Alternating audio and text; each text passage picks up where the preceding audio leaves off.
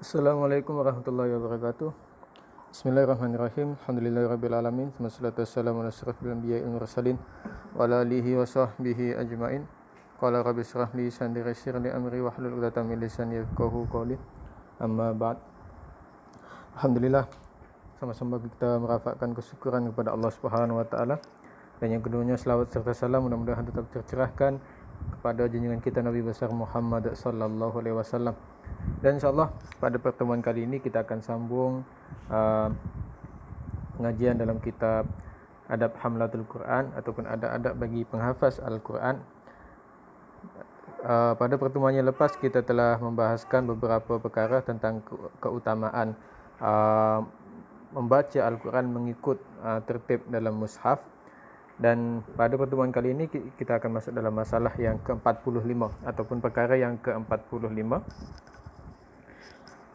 berkenaan tentang membaca Al-Quran dari mushaf lebih utama daripada membacanya dengan hafalan, kan? Kerana memandang dalam mushaf adalah ibadah yang diperintahkan. Okey, ini perkara yang ke-45. Pengarang kitab menyebut membaca Al-Quran dengan melihat kepada mushaf itu lebih utama, lebih afdal daripada membaca Al-Quran secara hafalan. Maksudnya kita baca dalam satu-satu majlis tu, kita baca biasanya kalau jemputan majlis khatam Quran contohnya, kan, maka lebih utama kita melihat kepada mushaf berbanding kita baca tu secara hafalan. Maka berkumpulah bacaan dan pandangan itu. Okey, ini secara asasnya. Kemudian Al-Qadhi Husain dan Abu Hamid Al-Ghazali, Imam Al-Ghazali yang mengarang kitab Ihya Ulumuddin, dan beliau menyebut bahawa banyak sahabat, ramai sahabat Nabi Muhammad sallallahu alaihi wasallam, mereka dulu membaca mushaf. Walaupun para sahabat ni mereka ni hufaz Al-Quran, mereka menghafal Al-Quran, tetapi ketika mana membacanya mereka melihat kepada mushaf. Mereka tidak suka keluar pada suatu hari tanpa memandang ke dalam mushaf. Ini amalan ulama-ulama para sahabat yang terdahululah. Dan setiap awal pagi mereka akan baca Al-Quran terlebih dahulu, dan sebelum memulakan kerja-kerja yang lain. Jadi lepas salat subuh tu mereka akan melihat mushaf terlebih dahulu. Sebab tengok mushaf ni satu ibadah. Ada pahala dia lah. Maksud tengok mushaf ni tengok dengan bacalah, bukan tengok saja Al-Quran dekat rak tu, bukan macam tu. Diriwayatkan oleh Ibnu Abi Daud pembacaan dalam mushaf daripada banyak ulama salaf, dan saya tidak melihat adanya perselisihan berkenaan tentang perkara tersebut. Jadi ini amalan ulama-ulama terdahululah, kan? Jadi mereka ni mengutamakan membaca Al-Quran dengan melihat kepada mushaf. Seandainya dikatakan hal itu berbeza-beza menurut orang-orangnya, kan? Ini ada pendapat satu lagi, kan? Ini pendapat yang lain mengatakan baca Al-Quran mana yang afdal, secara hafalan ataupun tengok kepada mushaf. Tengok kepada orangnya, orang tu macam mana, kan? Tengok keadaan orang tersebut. Contoh ini, maka dipilihlah pembacaan dalam mushaf, kan, bagi orang yang sama kekhusyukannya dan perenungannya dalam dua keadaan, iaitu membaca mushaf ataupun hafalan. Ini golongan yang pertama, iaitu orang yang dia keadaan dia tu sama, khusyuk dia tu sama ada dia tengok mushaf ataupun dia tak tengok mushaf, maka dia tetap boleh fokus, dia boleh khusyuk. Ini golongan yang pertama ni, maksudnya dia sama sahajalah, dia tengok mushaf ke tak tengok mushaf tu, pahala dia tu sama, sebab dia boleh fokus. Dia tengok mushaf pun dia boleh memahami Al-Quran tersebut, dia baca secara hafalan pun dia boleh memahami apa yang dia baca. Ini golongan yang pertama. Kemudian golongan yang kedua, kan? Golongan yang kedua, tengok kat sini. Golongan yang kedua dipilih pembacaan dengan hafalan bagi sesiapa yang tidak boleh khusyuk ketika membaca Al-Quran dengan melihat kepada mushaf. Ini golongan yang kedua, iaitu orang yang dia lebih mudah membaca Al-Quran secara hafazan. Dia boleh faham macam tu. Kalau dia buka mushaf, dia tengok mushaf, dia jadi tak faham. Mungkin terpengaruh lah kot dengan keadaan mata dia tengok mushaf tu. Jadi dia bercelaru, fikiran dia tu tak boleh fokus. Maka bagi golongan yang kedua, mereka membaca Al-Quran dengan hafalan itu lebih utama, sebab dia lebih mudah menghayati Al-Quran ataupun menghayati bacaan tersebut. Ini. Kemudian yang ketiga, dan dipilih membaca mushaf jika kekhusyukan dan perhatiannya bertambah. Ini golongan yang ketiga. Maksudnya golongan yang ketiga ni, kalau dia baca Al-Quran secara hafazan, dia tak faham apa yang dia baca. Cuma dia boleh baca macam tu je lah, hafal macam tu je lah, tapi tak faham pun apa yang dia baca.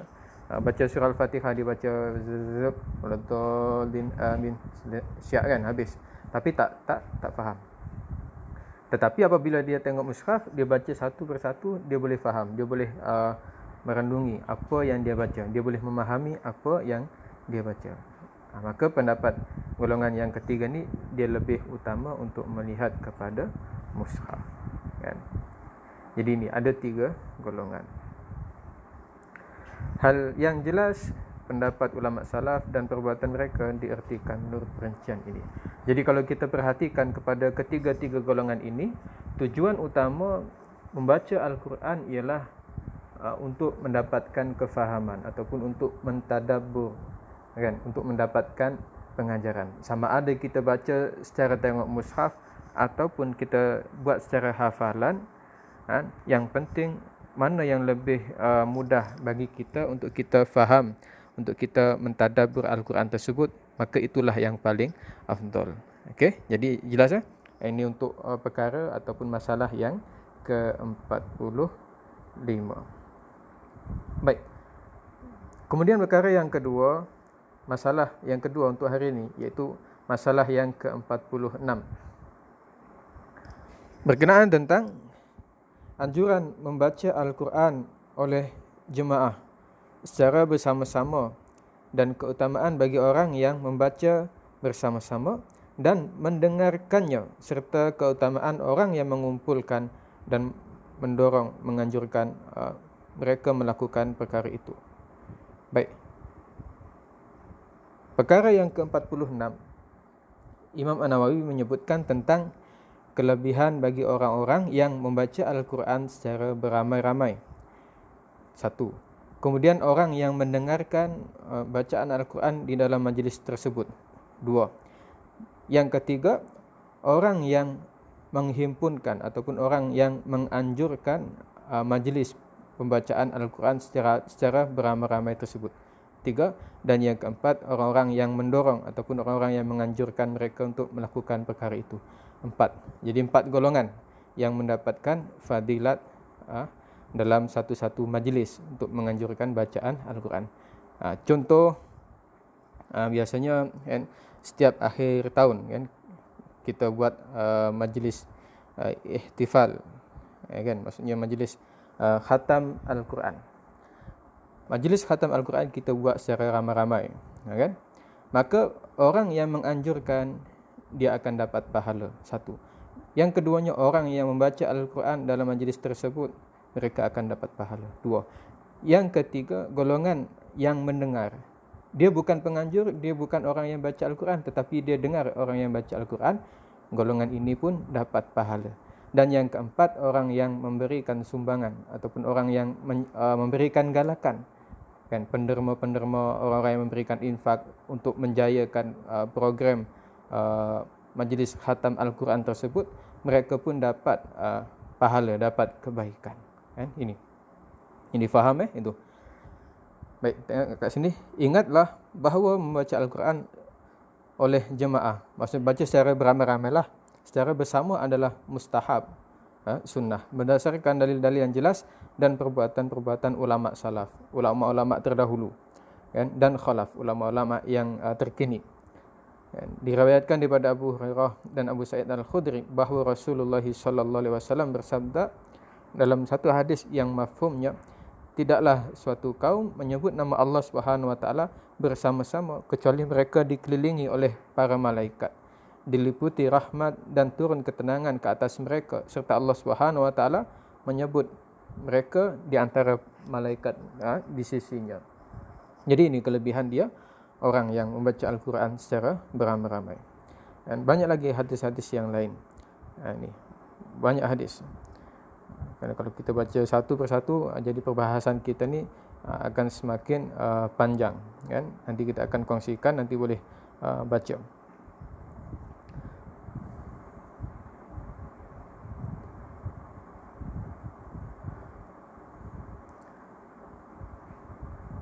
Baik, kat sini tengok.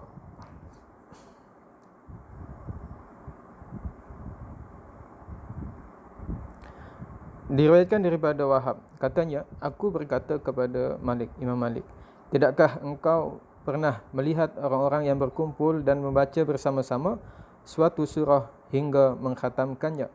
Maka dia mengingkari dan berkata, Imam Malik mengingkari dan beliau berkata, bukanlah demikian yang dilakukan mereka, tetapi seseorang membacakan kepada orang lain. Pengingkaran kedua orang itu bertentangan dengan apa yang diyakini oleh ulama salaf dan khalaf berdasarkan dalil yang mendukungnya. Maka anggapan itu ditinggalkan dan yang diambil kira adalah pendapat yang menganjurkannya. Bagaimanapun, baca Al-Quran secara berjamaah mempunyai syarat-syarat tertentu yang akan dikemukakan oleh Imam An-Nawawi nanti. Baik, jadi walaupun ada sebahagian ulama yang menolak dan tidak boleh atau ini berbeza pandangan tentang keutamaan membaca Al-Quran secara beramai-ramai, tetapi pendapat tersebut tertolak kerana adanya dalil-dalil lain yang membolehkan, bahkan menganjurkan tentang membaca Al-Quran secara beramai-ramai. Nanti akan disebutkan dalam bab yang kemudian oleh Imam An-Nawawi apa syarat-syarat tersebut. Dan ini contoh tentang keutamaan orang yang mengumpulkan mereka untuk membaca Al-Quran. Ini untuk penganjur lah, biasanya orang yang menganjurkan satu-satu majlis khatam Quran, kan? Antara dalil dia iaitu orang yang menunjukkan kepada kebaikan adalah seperti pelakunya. Mandalla ilal khairi, maka barang siapa yang menunjukkan kepada kebaikan, maka baginya pahala sebagaimana orang yang melakukan kebaikan tersebut. Ini sama, kan? Baik. Jadi sebagai kesimpulannya dalam perkara ataupun masalah yang ke-46 tersebut, bahawa membaca Al-Quran secara beramai-ramai ini bukanlah satu kesalahan, bahkan ia adalah satu keutamaan, kan? Sebab tu kadang-kadang ada orang yang pertikai, kenapa setiap hari Khamis malam Jumaat kita baca Yasin? Ada yang kata benda tu bid'ah, ada yang kata benda tu boleh, tak masalah. Maka kita gunakan dalil ini yang telah kita sebutkan tadi, bahawa orang yang menjadi penganjur, orang yang membaca Al-Quran, orang yang mendengar Al-Quran, orang yang memberikan sponsor, menyokong, mendukung majlis-majlis pembacaan Al-Quran secara beramai-ramai, mereka tetap mendapat pahala, mereka tetap mendapat keutamaan daripada Allah SWT berdasarkan hadis-hadis yang telah kita bacakan tadi. Itu. Jadi jangan kita terlalu mudah untuk membida'ahkan ataupun menyalahkan orang-orang ataupun amalan-amalan yang telah ditetapkan oleh para ulama-ulama yang terdahulu, kan? Jadi itulah yang dapat kita pelajari pada sesi petang ini. Dan sebagai kesimpulannya, membaca Al-Quran, kita tengok tadi yang pertamanya membaca Al-Quran sama ada tengok mushaf ataupun secara hafalan, dua-dua boleh. Yang penting mana yang lebih mudah untuk kita menghayati ataupun memahami Al-Quran, itu yang lebih afdal. Kemudian yang keduanya, majlis membaca Al-Quran secara beramai-ramai adalah digalakkan, diperbolehkan, kan? Dia selari dengan hadis-hadis yang telah kita bacakan tadi, kan? Penganjur dapat pahala, orang yang baca dapat pahala, orang yang dengar dapat pahala dan orang yang memberikan sumbangan ataupun mendukung majlis tersebut, mereka pun akan dapat pahala. Dan insyaAllah kalau ada persoalan nanti boleh tanyakan dalam grup WhatsApp. InsyaAllah kita akan jawab. Jadi insyaAllah kita akan bertemu lagi pada sesi yang akan datang. Aku qouli hadza astaghfirullahaladzim li wa lakum wa liwalidina wa liwalidikum. Assalamualaikum warahmatullahi wabarakatuh.